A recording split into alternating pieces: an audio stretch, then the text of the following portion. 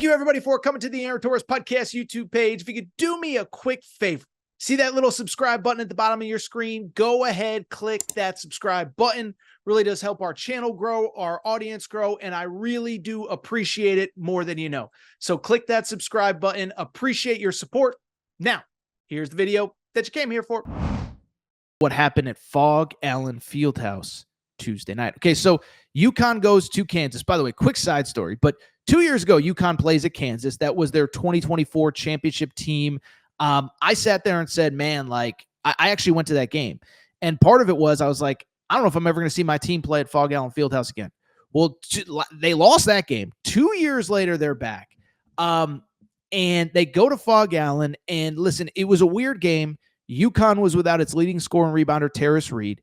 Kansas was without its best player, Darren Peterson, who's basically been out the whole year at this point. Back and forth game.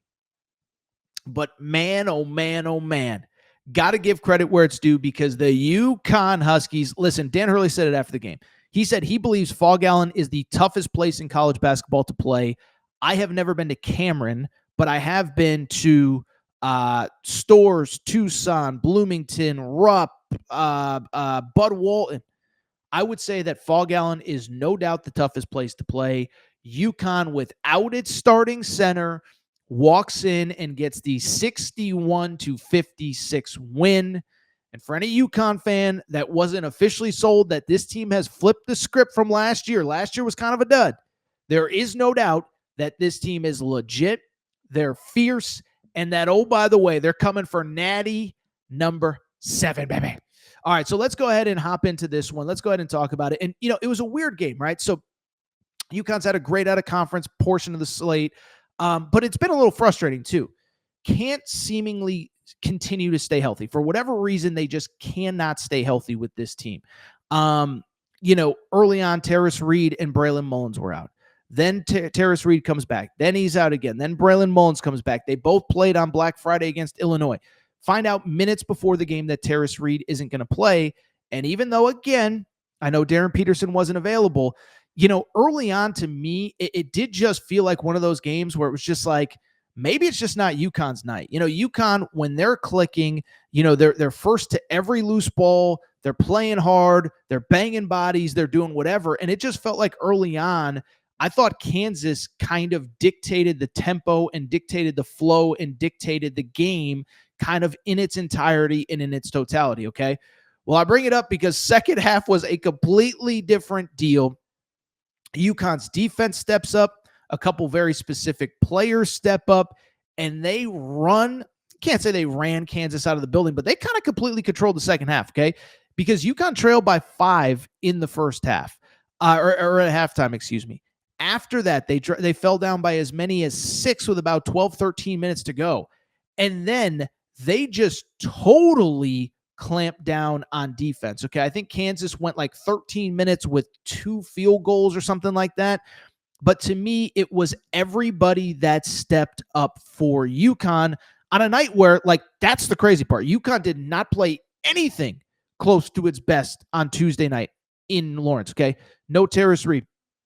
Silas Demery, who's the new point guard. If you remember, you know, kind of in that Dan Hurley system, the point guard spot is just so important. He actually had a triple-double, Silas Demery, a few weeks ago.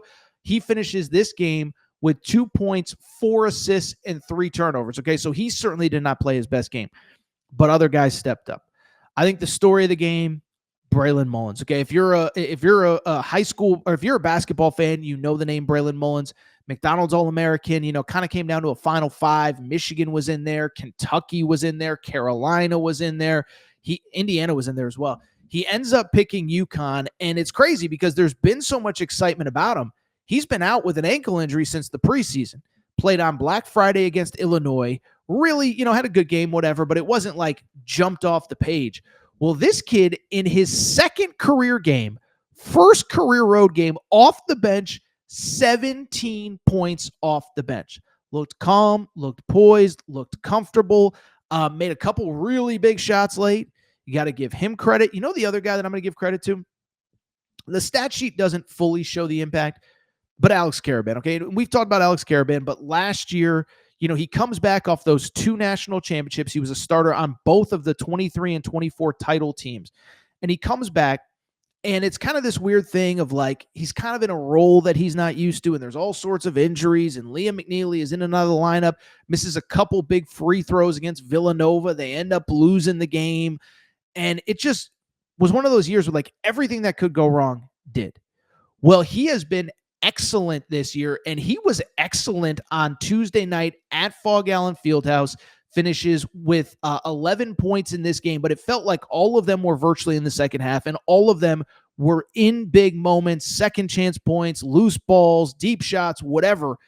I was so impressed by him, and I'm personally actually very happy for him. So credit to UConn for getting the win. Should mention, by the way, Eric Ryba, the true freshman, he has been the guy that has been tasked with having to fill the shoes for Terrace Reed. And it's kind of interesting. Like, I hadn't even thought of it until this moment. I think you can legitimately argue this may actually be the best thing for UConn is dealing with these injuries. Now, you never want to deal with injuries, but, you go back a few years ago, and I've said it a million times, but Donovan Clingan, middle of the season, about, late November, early December, he hurts. He has an injury. I think it was an ankle or a foot or something. And he didn't really come back until, middle of January, late January, early February. And he kind of ramped up and got better as the season went on. And then when he was playing his best, it was right around Big East tournament, NCAA tournament. And it's like, oh, UConn's unstoppable. Well, this isn't an apples to apples thing. But with Terrace Reed being out, Eric Ryba has had to step up as a big guy. And like, you look at this kid, man, like was actually, and we said this after the Arizona game, I would argue he was actually probably the only player that I would say played really well against Arizona. That is UConn's only loss to this point in the season. But in that game had 15 points, 4 rebounds. Again, on the road, Phog Allen Fieldhouse. This is the only big man essentially that they have.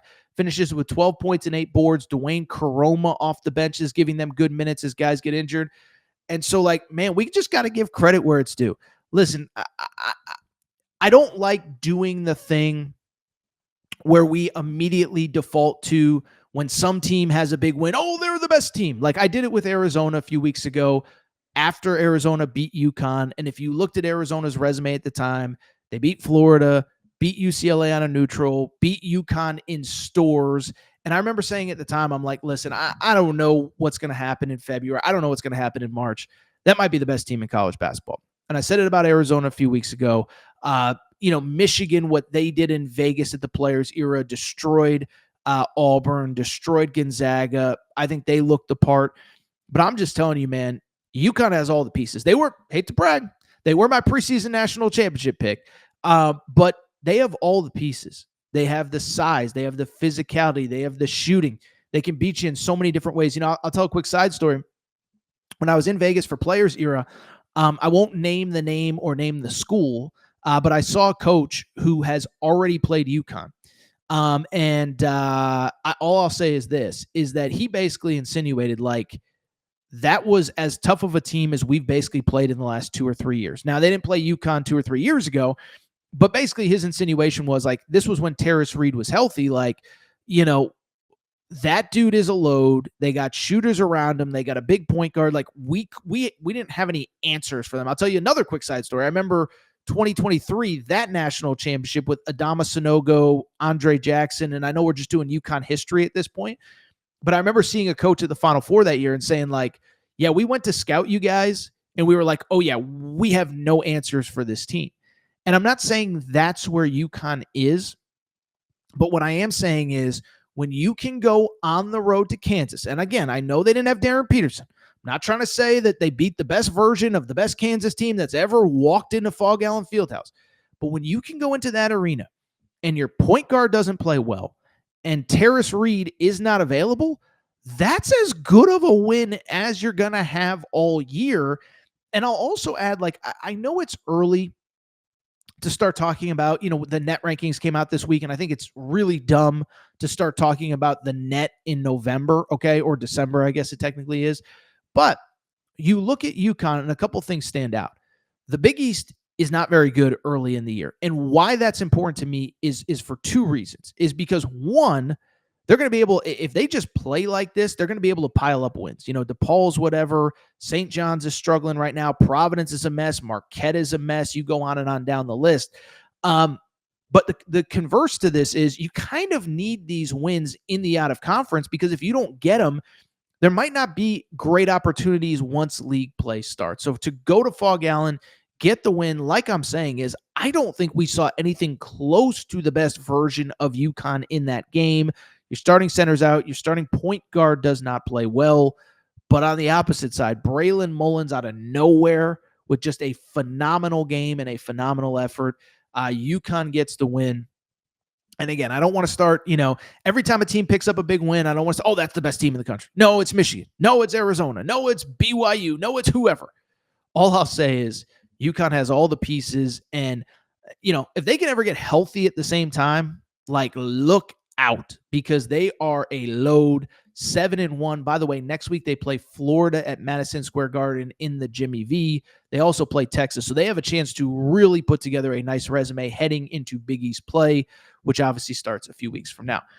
Kansas, by the way, no big takeaways from Kansas. I've said it.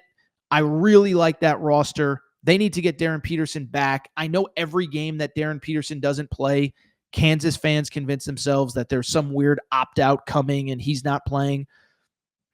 Maybe it happens. It feels weird to me. I don't think he's the definitive number one pick in the draft if he doesn't play.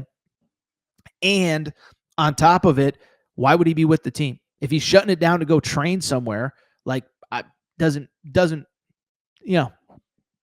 smell test, doesn't pass. So they got to get him right. But remember, they won 3 games last week at the Players era. They beat Tennessee without Darren Peterson. You got to get him back for Big 12 play at this point. I think Kansas's resume is pretty solid, all things considered. 3 wins at the Players era, 3 wins against power. Do still have some tough games left on the schedule, by the way. Missouri in the border war. And then on top of that, they also have at NC State. NC State, by the way, plays tonight against producer Matt's Auburn Tigers.